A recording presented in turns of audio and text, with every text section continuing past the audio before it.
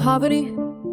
Susan Shepherd starts off with the story that she was the one who the police were supposed to be protecting. In her augmented reality, she understood that she paid for anything and everything from the 70s.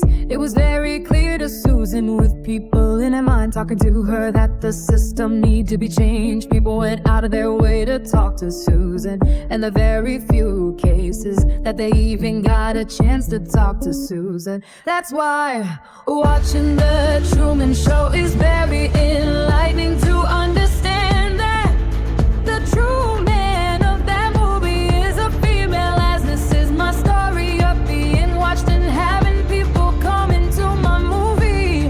What is the Truman movie?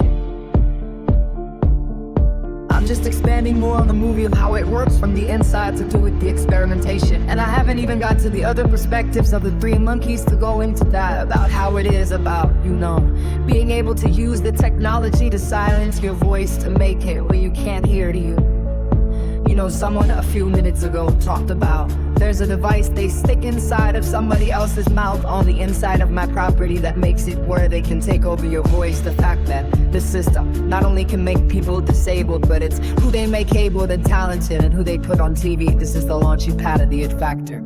So, in creating the dolls and the toys of patents which has been against since the 70s of this augmented reality, as the reason to go back into time is to understand, when you think of it from a perspective, that what we're doing is we're creating talent, we're creating educated people. We have the opportunity, which has been, for 5 decades, about curing diseases, about saving lives, about saving humanity. The fact that the current trespassers have turned this into a war film and a nightmare of Hunger Games, and the Squid Game is very concerning. I mean, the idea of people bragging about breaking every law, cannibalism, vampirism. I mean, the factor in the bestiality and pedophilia. And this is just an everyday munch bragging rights for 3 years straight. And then you go back and you're like, well, that's a good 6 years of evidence right there.